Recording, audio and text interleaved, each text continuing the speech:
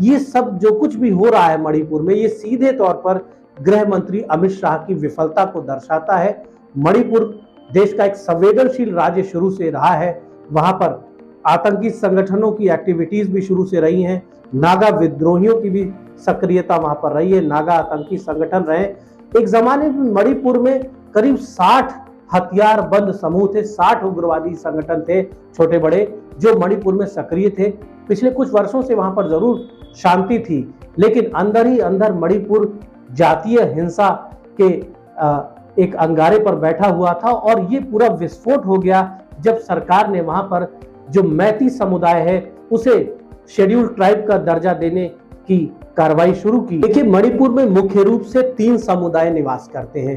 पहला मैती समुदाय, जो मणिपुर में शुरू से ही बहुसंख्यक समुदाय था, और मणिपुर में लंबे समय से ये लोग सैकड़ों वर्षों से रहते आ रहे हैं, और ये मुख्य रूप से हिंदू धर्म को मानते हैं। मैती समुदाय, मैती समुदाय की जनसंख्या इस समय वहां 53% है। इस समुदाय की चिंता है कि इनकी संख्या वहां पर तेजी से घट रही है, क्योंकि मणिपुर में बड़ी संख्या में विदेशी घुसपैठिए आ गए हैं। कहा जाता है कि लगभग 25% जो है वहां पर विदेशी घुसपैठी आ चुके हैं म्यांमार से और बांग्लादेश से, जिनमें बड़ी संख्या रोहिंग्या मुसलमानों की भी है। बड़े पैमाने पर वहां पर धर्मांतरण हुआ है। ब्रिटिश काल से लेकर आज तक लगातार जंगलों में ईसाई मिशनरीज की वहां पर सक्रियता बढ़ी है, और उन्होंने एक बहुत बड़ी आबादी की, पूर्वोत्तर राज्यों की एक बहुत बड़ी आबादी को कन्वर्ट करा के ईसाई आबादी में तब्दील कर दिया है। इसलिए वो लोग वहां पर सरकार के नियम कानूनों को नहीं मानना चाहते हैं, और इस तरह से उन्होंने हिंसक संघर्ष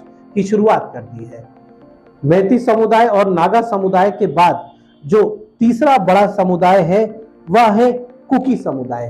कुकी समुदाय जो है वो भी अधिकांश तौर पर जंगलों में रहता है। वहां पर इन्हें शुरू से ही कुछ विशेषाधिकार, नागा समुदाय और कुकी समुदाय को कुछ स्पेशल राइट्स दिए गए हैं, जो कि मैती समुदाय को नहीं दिए गए हैं। नागा समुदाय और कुकी समुदाय वहां पर जंगलों में जो भी सरकारी जमीनें हैं वहां पर उसका इस्तेमाल करने का, वन संपदा के इस्तेमाल करने का, सरकारी जमीनों पर घर बनाने और खेती करने का एक्सक्लूसिव राइट उनके पास है। वो कहीं भी घर बना लेते हैं, कहीं भी खेती कर सकते हैं, उन्हें सरकार से अनुमति नहीं लेनी पड़ती।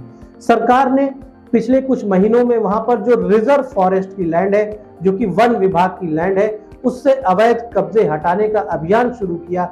इसकी वजह से भी नागा और कुकी समुदाय, जो कि बड़े पैमाने पर वहां वन विभागों की जमीनों पर काबिज है, वन विभाग की सरकारी जमीन पर काबिज है। आरोप है कि वो प्रतिबंधित जानवरों का शिकार करते हैं, आरोप है कि वो तमाम बहुमूल्य पेड़ों को काट ले जाते हैं, वन संपदा को नुकसान पहुंचा रहे हैं, बड़े पैमाने पर लकड़ी की तस्करी में शामिल हैं। इसलिए वन विभाग ने वहां पर सख्ती की है, पर्यावरण को बचाने के लिए, जंगलों को बचाने के लिए, वन जीवों को बचाने के लिए जो सख्ती की है, उसका भी विरोध नागा समुदाय और कुकी समुदाय के द्वारा किया जा रहा है। और जो मैती समुदाय है उनकी आबादी 53% है, लेकिन उनका कहना है कि वो केवल 10% जो मणिपुर राज्य का केवल 10% हिस्सा है उस पर वो इस्तेमाल कर रहे हैं। उस हिस्से पे उनकी आवाजाही है, उस हिस्से का वो इस्तेमाल कर पाते हैं।